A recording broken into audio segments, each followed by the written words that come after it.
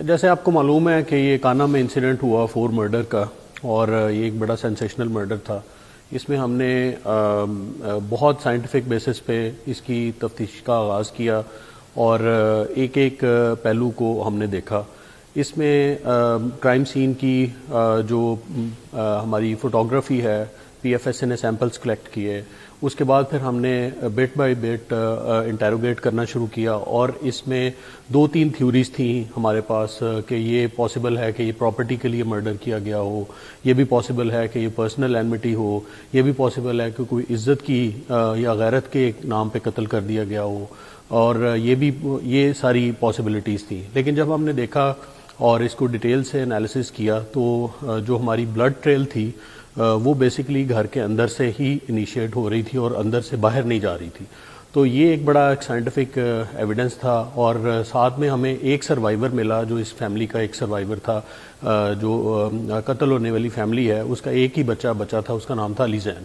Of course وہ ایک affected بھی تھا اور کمپلیننٹ بھی وہ خود ہی تھا اس مقدمے کا۔ تو ہمارا شروع میں یہ ایک پاسبلٹی تھی کہ وہ سروائیور بھی ایک سسپیکٹ ہو سکتا ہے، لیکن پھر چونکہ ہمیں سائنٹیفک بیسس پہ ایویڈنس کلیکٹ کر کے آگے چلنا تھا، تو آہستہ آہستہ پھر یہ اس کیس میں جب ہم نے تمام ایویڈنسز دیکھے تو وہ اسی بچے کی طرف اشارہ کر رہے تھے۔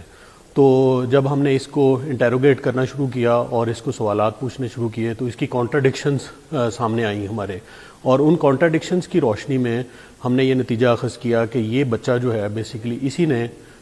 فیملی کو ساری کو مرڈر کیا، اپنی فیملی کو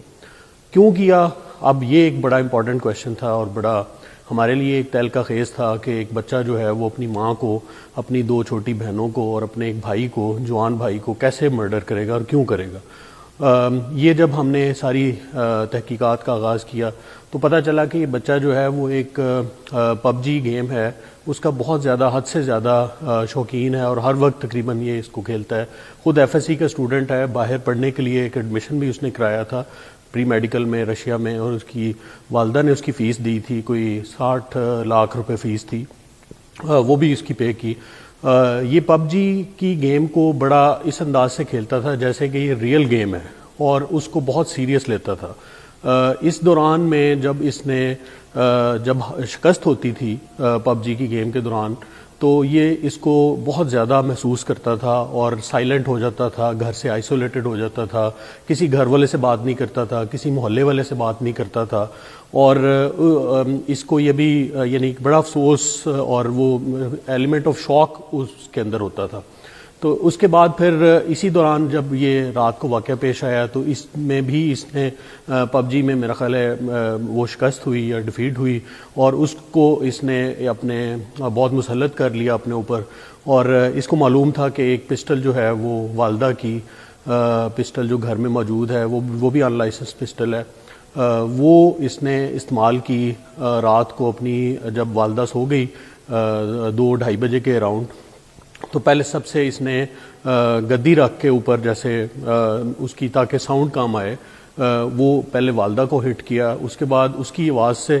جب اس کی بہن اٹھی تو اس کے بعد اس کو ہٹ کیا، اور پھر تیسری بہن کو سوتے ہوئے اس نے قتل کیا۔ اس کے بعد پھر اس کا بھائی جو دوسرے کمرے میں تھا وہ آواز سن کے باہر آیا، تو اس دوران میں اس کو اس نے اٹیک کیا اور اس کو بھی قتل کر دیا۔ یہ تمام فیملی کو قتل کرنے کے بعد یہ خود اس کے گھر کے اندر سے یہ ایک راستہ نیچے کلینک کی طرف جاتا ہے، وہاں پہ جا کے کلینک پہ لیٹ گیا، اور وہاں تک کی صبح تک وہیں پہ سویا رہا ہے، اور صبح پھر لوگوں نے جب اس کی کام والی جو ہے اس نے دروازہ کھلا ہوا دیکھا اور سارے لوگ مرے ہوئے دیکھے، تو اس نے پھر 15 پہ کال کی، اس کے بعد پھر ہم نے یہ دیکھا۔ تو اب ہم نے یہ فیصلہ کیا ہے کہ یہ جو پب جی گیم ہے اس کا بہت ہی ڈیڈلی امپیکٹ آ رہا ہے سوسائٹی کے اندر، خاص طور پہ ہماری جو ٹین